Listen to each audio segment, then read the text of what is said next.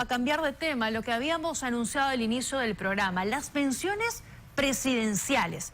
Pedro Castillo estaba solicitando, en su calidad de exmandatario, al Congreso de la República que se le pague la pensión que le corresponde de 15.600 soles mensuales. Pero el Congreso ya en 2 oportunidades le ha dicho que no, porque tiene acusaciones constitucionales.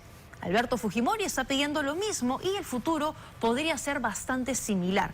Pero vamos a ver qué está pasando con nuestros expresidentes, muchos de ellos vinculados a casos de corrupción, investigados. ¿Quiénes están cobrando del Estado y quiénes no? A ver, Alberto Fujimori, como les decía, ha hecho recientemente esta solicitud y el Congreso todavía no ha tomado una decisión. Alejandro Toledo sí cobra. Él recibe 15.600 soles. En el caso de Alan García, la pensión la recibe su esposa, también el mismo monto. Ollanta Humala recibe la pensión y lo mismo aplica para Pedro Pablo Kuczynski, 15.600 soles también para él. En el caso de Martín Vizcarra no recibe, Manuel Merino no recibe, Francisco Sagasti, presidentes que estuvieron ahí en etapa de transición, no reciben, y Pedro Castillo, como acabamos de ver, tampoco recibe pensión porque el Congreso le ha dicho que no le corresponde. La pregunta es, ¿por qué algunos sí, por qué otros no? ¿Debería ser para todos? ¿No debería ser para ninguno? ¿Qué está pasando? Porque además debemos señalar que este es dinero de todos los peruanos, dinero de nuestros impuestos. Hemos invitado esta noche a Ángel Delgado, abogado constitucionalista, analista también político, para hablar sobre este tema. Gracias por estar aquí, bienvenido. Buenas noches y muchas gracias.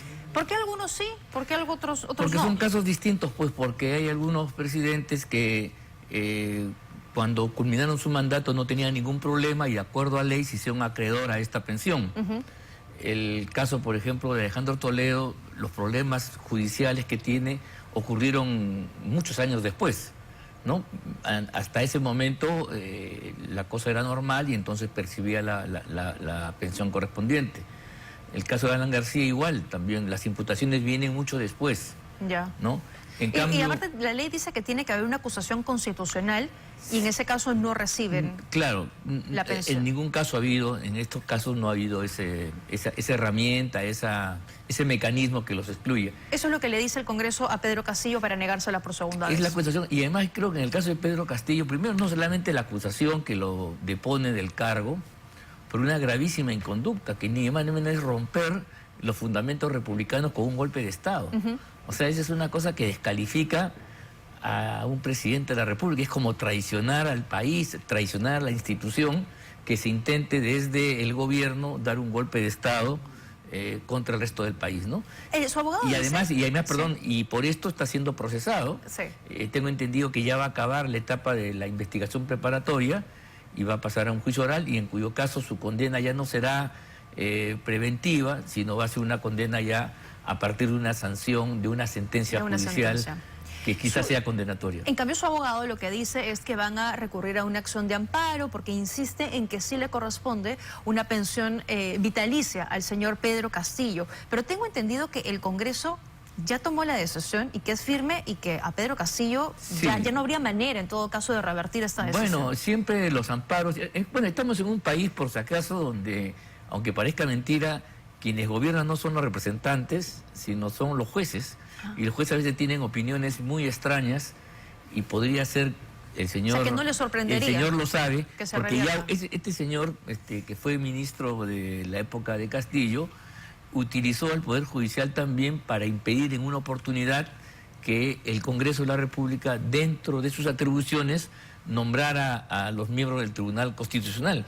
Y logró una medida cautelar en primera instancia con un juez provisional, una jueza provisional, para ser más exacto, y simplemente consiguió bloquear utilizando el Estado. Si esto es así, entonces quien tiene la última palabra no es el Congreso ni el gobierno, sino es el Poder Judicial.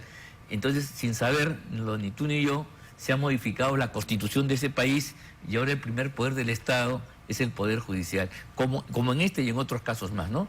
Este es un tema importante que hay que decirlo, pero yo sí creo, la verdad, que este es un asunto bastante claro y quien tiene pues una imputación y un proceso en marcha debe quedar a resultas del proceso. Y si es condenado, pierde pues este derecho, esta gracia que la nación le da a quien ha cumplido de modo correcto la gestión de jefe de Estado. Pero eso es independiente, ¿no? Porque, por ejemplo, el señor Alejandro Toledo está siendo parte de un proceso y está recibiendo una pensión, pero como no tiene una acusación constitucional, puede todavía recibir esta prerrogativa. Pero teniendo en cuenta que a Pedro Castillo le han dicho no va más porque tienes acusaciones constitucionales 2 veces, está negado esto, ¿la misma lógica deberá aplicarse para el caso de Alberto Fujimori? Bueno, Alberto Fujimori es distinto porque Alberto Fujimori ha sido condenado. Y si bien es cierto que ha merecido un indulto, como sabemos todos, el indulto es un perdón, es la remisión de la pena, pero no significa como la amnistía, que es el otro derecho de gracia que lo da el Parlamento, no significa borrar la culpa, claro, no es el delito olvido cometido, no es el olvido. No es inocente. ¿No? Entonces no aparece, así es, porque si vemos al registro del señor, va a aparecer la sentencia condenatoria como un hecho. Lo que se ha tenido en cuenta por razones humanitarias y por otras que hemos estado muchos de acuerdo, es que no debe morir en la cárcel y en consecuencia. Pero claro, eso es un asunto que no le quita para nada la vigencia de la sentencia en lo que se refiere a determinar su Entonces culpabilidad. no le correspondería la pensión. Yo creo que no le sentido corresponde y ese va a ser un poco el resultado del Congreso. No creo que habría... Ahí un punto, ¿no? Porque como justamente usted decía, con el Poder Judicial no sabemos, con el Congreso tampoco. Al final, como es una decisión política, un poco, no, es que tiene que haber un poco de coherencia, pues, ¿no? Y el Congreso, si el Congreso le está negando a Castillo, que todavía no ha sido condenado, pero ya está en proceso, a Alberto Fujimori, que sí tiene una condena clara y que además no ha cumplido con el pago de la reparación. Y no la va a pagar. No sé, yo no sé cómo se vería que el Congreso le otorga a él sí y a otro no, ¿no? Es una cosa muy riesgosa. ¿No? Yo la verdad que no creo, porque repito, no es que no tenga el derecho sí lo ganó, pero lo perdió. En el momento en que se produjo, digamos, estos actos por los cuales fue procesado. Pues, ¿no? ¿Por qué el Estado le tiene que pagar una pensión vitalicia a los expresidentes? ¿Cuál fue el argumento por el que se creó esta ley en el gobierno de Fujimori?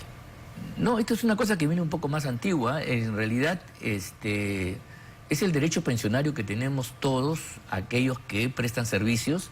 Y dentro del Estado también hay... Esto equivale a la jubilación, más o menos. ¿Ya? Solo que por ser presidente de la República es una jubilación es una pensión bastante importante y es vitalicia porque va a concluir con su muerte, claro, definitivamente. 15.600 soles en ese país. Sí, bueno, equivale al sueldo de presidente, ¿no? Porque ese era el monto que más o menos estaba pactado y hasta ahora creo que es el monto de remuneración del presidente de la República. Entonces equivale a eso.